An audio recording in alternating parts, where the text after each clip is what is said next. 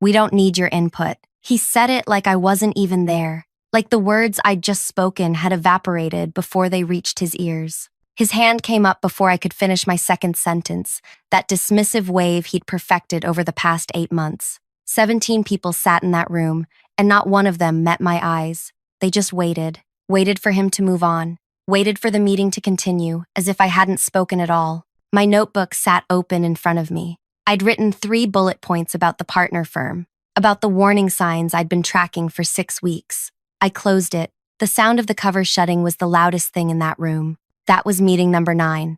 I counted them, you see. Every time he interrupted me, every time he raised that hand, every time he spoke over me like my voice was background noise he needed to tune out. 9 meetings where I'd tried to contribute, and 9 times he'd made it clear my thoughts didn't matter. By meeting 11, I'd stopped trying. Thank you for listening to me tell this. Really, I need you to know that someone hears me now, even if he never did. Tell me in the comments where you're listening from. I want to know who's out there, who understands what it feels like to be silenced. My name is Leah. I'm 32 years old, and before all of this happened, I was the kind of person who believed hard work spoke for itself. I grew up in a small town where my dad ran a hardware store and my mom kept the books. They taught me that if you did good work, people noticed. They taught me that competence mattered more than noise. I carried that belief with me through college, through my first job, through every late night I spent building models and checking data while other people were out networking at happy hours. I don't like confrontation. Never have. I'm the person who rehearses conversations in the shower, who writes emails and deletes them 3 times before sending. I bite my thumbnail when I'm nervous. I organize my desk when I'm anxious. And I remember details, small things, the way people phrase sentences when they're hiding something, the exact date someone made a promise they didn't keep.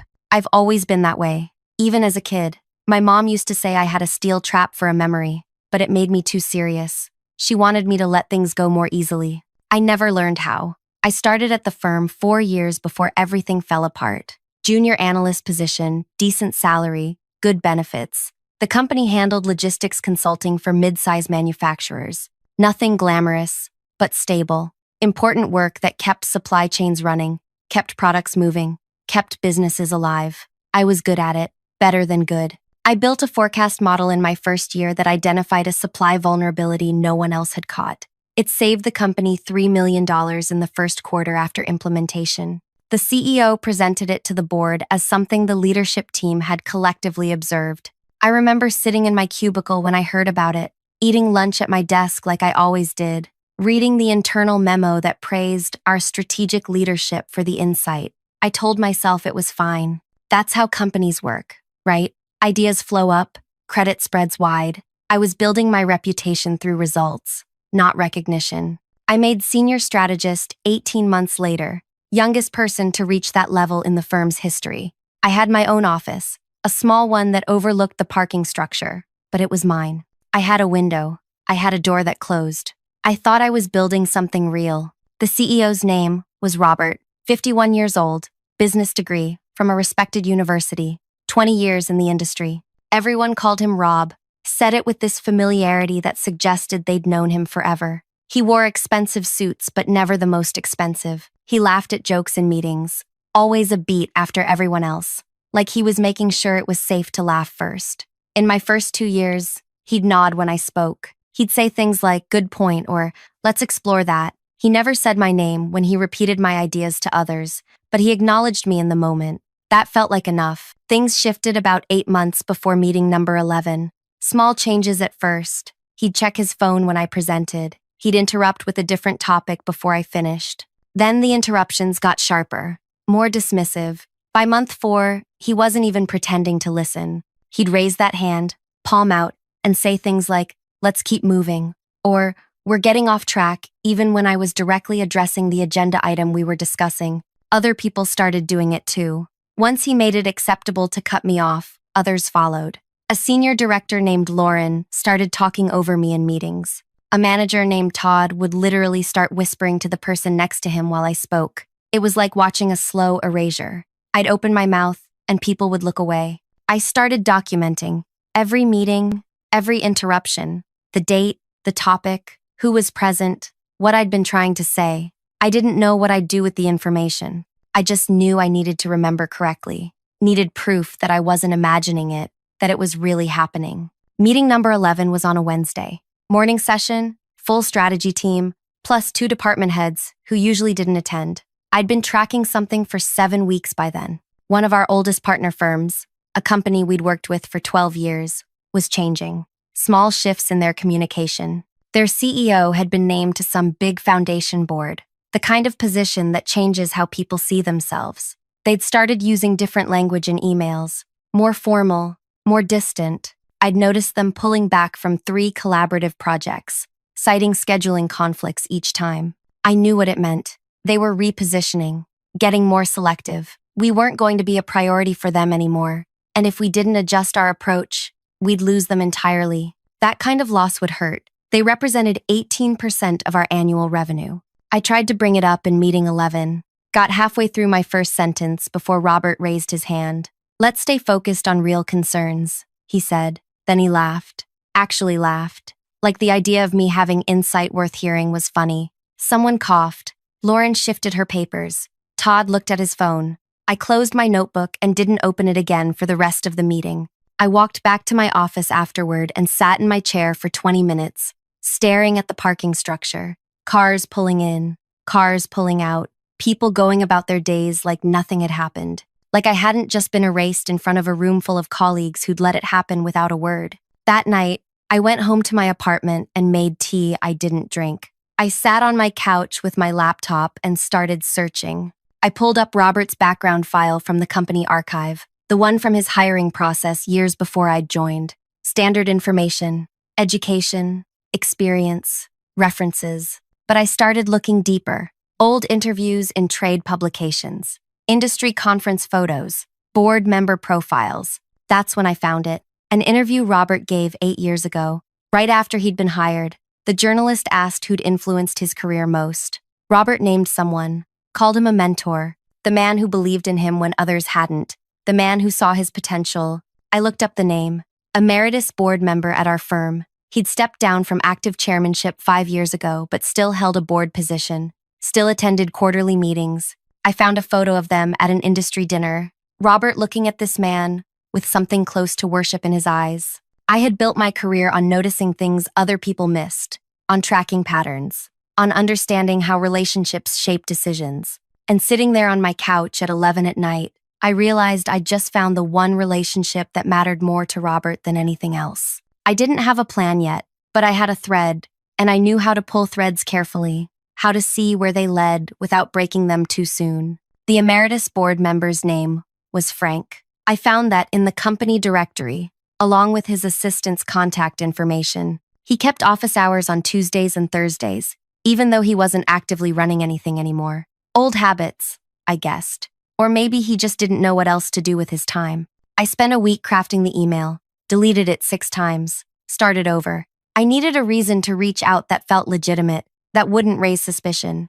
I settled on the company anniversary. We had one coming up in 4 months, and someone in communications had mentioned doing a historical feature. I wrote to his assistant and said I was gathering background on industry partnerships for the anniversary report. Would Frank be willing to share some historical perspective over coffee? His assistant replied within an hour. Frank would be happy to meet. How was Tuesday at 10? I showed up 7 minutes early to a cafe, 2 blocks from headquarters. I'd never been there before. Didn't want to risk running into anyone from work. Frank arrived exactly on time, and the first thing I noticed was how he moved. Steady, unhurried, like someone who'd never had to rush for anyone. He was 73.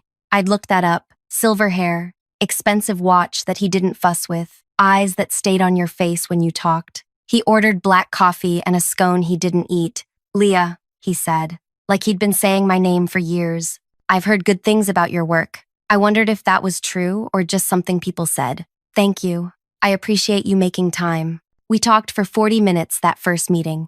I asked about the early days of the firm, about how partnerships were different back then. He told stories about handshake deals and cross-country flights to meet potential clients in person. He asked what I did, and I explained my role simply. Analysis, forecasting, pattern recognition. That's valuable work, he said. Not glamorous, but essential. Most essential things aren't glamorous, I said. He smiled at that. A real one, not the kind people use in business meetings. You're right about that. I didn't mention Robert. Didn't mention being silenced or dismissed or erased. I just listened, asked thoughtful questions, and thanked him for his time. When we parted, he said to reach out if I had more questions. I said I would. I waited 3 weeks before I emailed again. In those 3 weeks, Robert cut me off in 2 more meetings, number 12 and 13, if anyone was counting. And I was, always counting. In meeting 12, I tried to bring up budget reallocation for a project that was bleeding resources.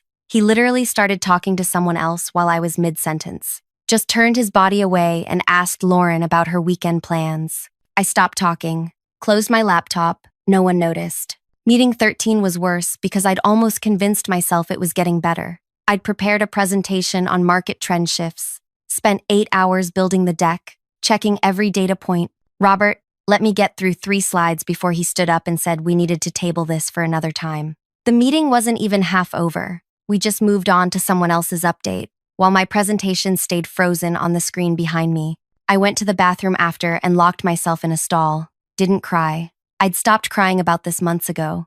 Just stood there breathing slowly, counting tiles on the floor.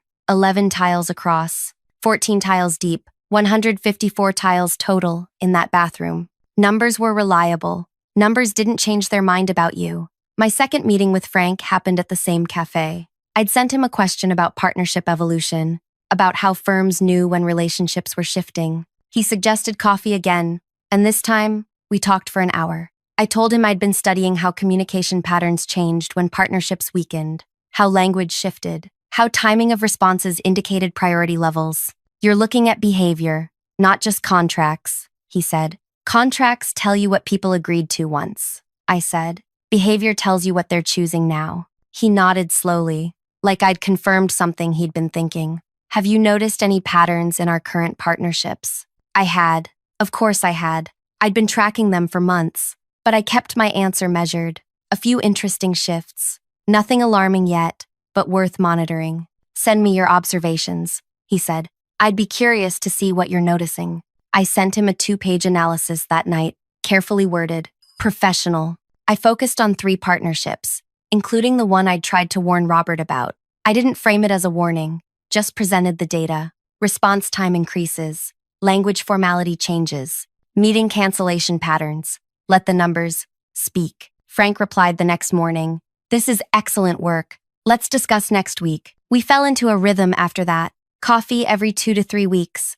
Always brief, always professional. I never complained about Robert, never mentioned the meetings where I was silenced. I just talked about the work, about patterns and relationships and the small signals that most people missed. Frank asked good questions. He'd referenced something I'd mentioned in a previous conversation. Show me he'd been thinking about it. During our 4th meeting, he told me about his early career, about a boss who'd never listened to him until it was too late. A major client had left because his boss had ignored warning signs.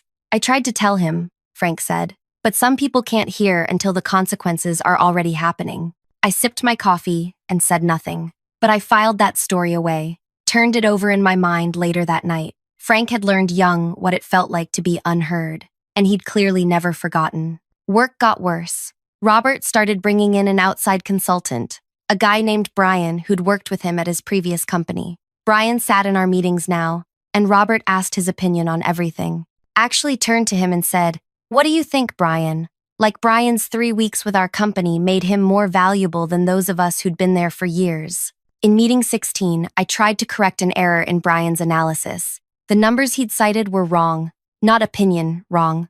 Mathematically wrong. I said it as gently as I could. I think there might be a calculation error in that projection. Robert didn't even look at me. Brian's methodology is sound. Let's move forward with his recommendation. The wrong numbers went into the quarterly report. I had to watch it happen, knowing it was incorrect, knowing it would create problems down the line. I documented it, added it to my growing file of mistakes and dismissals and erasures.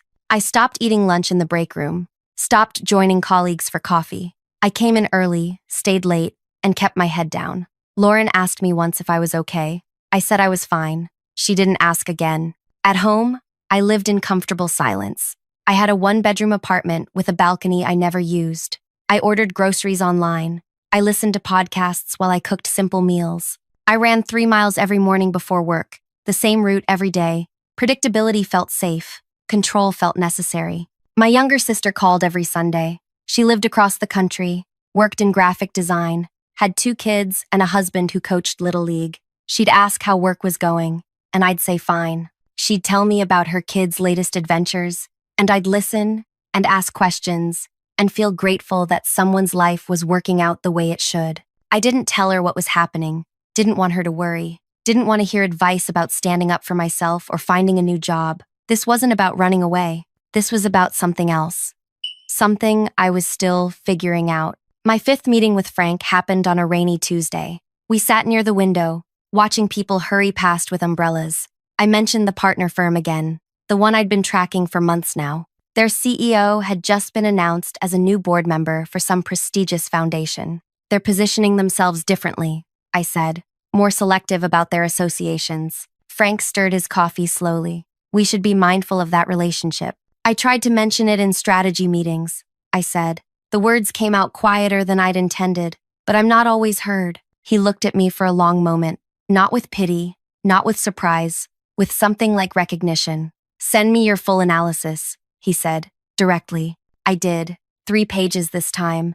Detailed timeline of communication changes, data on engagement levels, projections of where this was heading, if we didn't adjust our approach. I didn't mention Robert's dismissiveness. I didn't mention meeting 11 or his laughter or the way he'd made me feel small. Just presented the facts. Let them tell their own story. Frank called me 2 days later, not emailed, called. This is important work, he said. I'm going to share it with a few other board members. I want you to know that. Thank you, I said. No, he replied. Thank you for trusting me with this. I hung up and sat very still in my office. My hands were shaking slightly, not from fear, from something else, something that felt like a door opening in a room I'd thought was sealed shut. Meeting 18 happened the following week. Robert was in rare form, joking with Brian, barely glancing at the agenda. When we got to partner updates, he launched into his usual confident assessment. Everything was fine. All relationships were strong. We had nothing to worry about. I didn't say anything, just took notes and watched.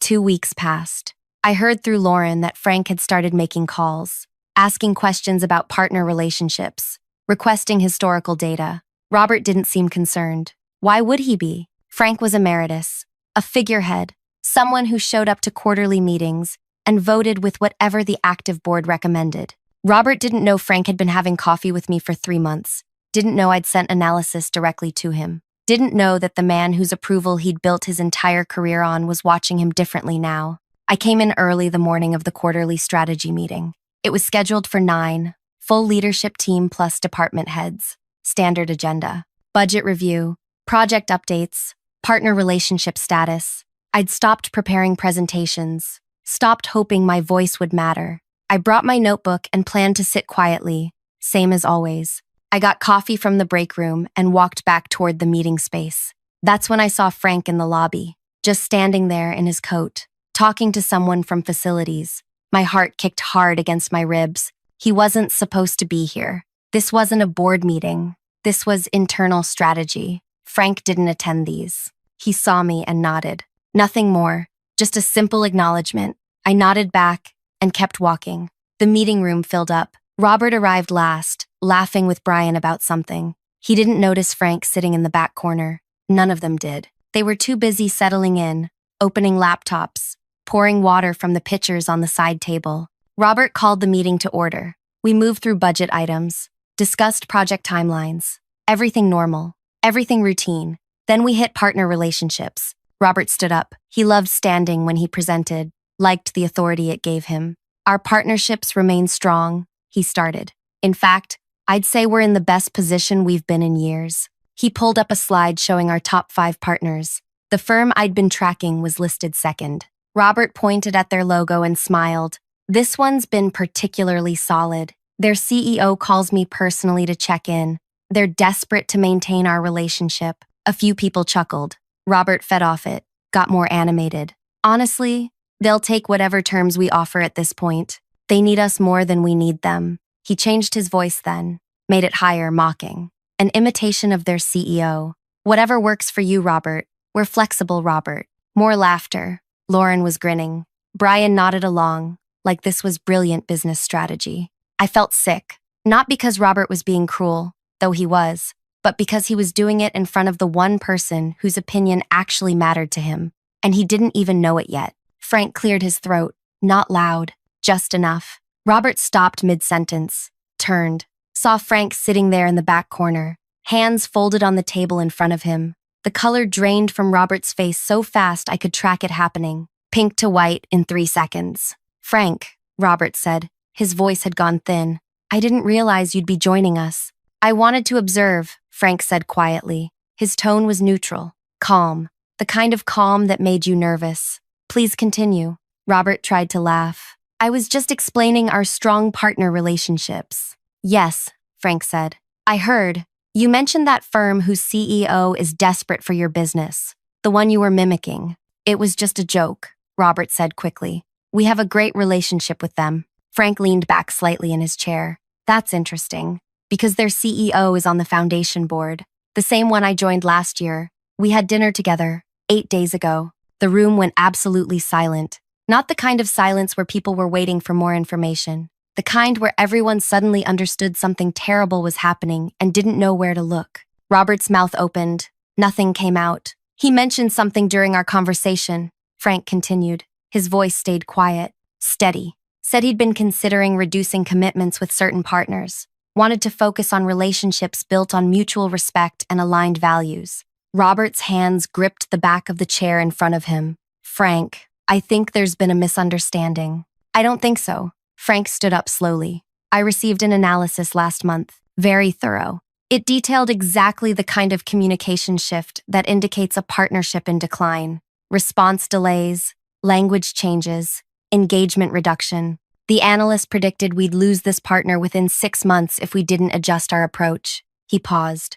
Instead of adjusting, you mocked them in a room full of people. Robert looked around frantically. His eyes landed on me. Really looked at me for the first time in months. I saw the exact moment he understood, saw recognition flood his face, followed immediately by something that looked like betrayal, like I'd done something wrong by not letting him silence me forever. I held his gaze, didn't smile, didn't need to, just looked back at him with all the calm I'd been building for months. I'd like to see the full partner relationship analysis, Frank said, the one I received. I think the board needs to discuss this at the next meeting. He walked toward the door, then paused. The analysis was excellent work. Exactly the kind of strategic thinking this firm should be listening to. He left. The door closed behind him, with a soft click. Robert stood frozen at the front of the room. Brian stared at his laptop. Lauren suddenly found her phone fascinating. No one spoke. No one moved. I gathered my notebook and stood up.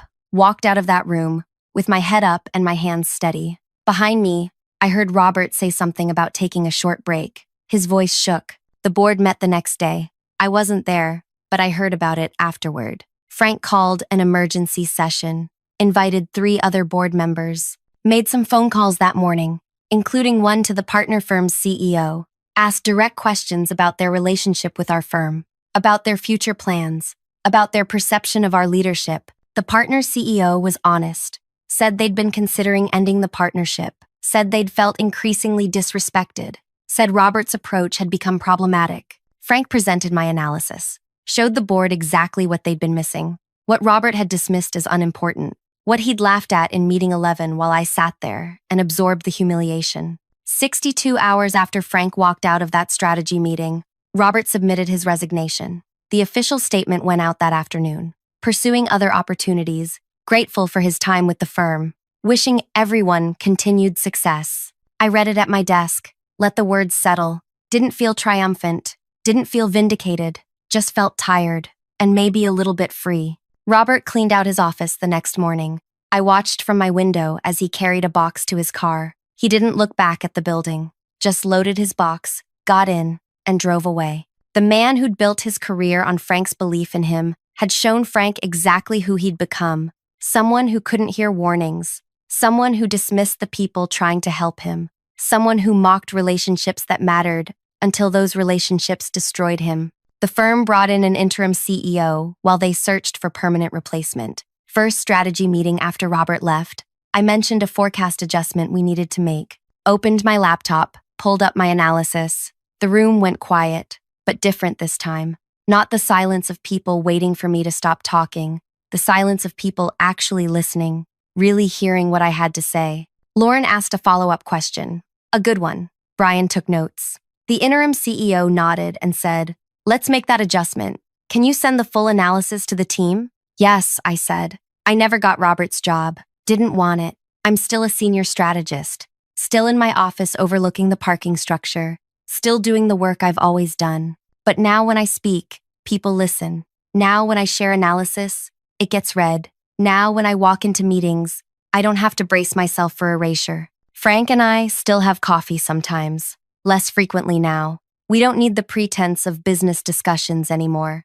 Last time we met, he asked how I was doing. Really asked, like he cared about the answer. Better, I told him. I'm doing better. He smiled. Good. You should be heard. Your work matters. If you stayed with me until now, thank you. Really. Thank you for listening to what he never would. Tell me in the comments what you would have done in my place. Would you have stayed quiet? Would you have fought differently? And if you want to hear more stories like this, stories about what happens when people finally stop accepting silence, you know what to do. I'll be here, telling the truth about what it takes to be heard.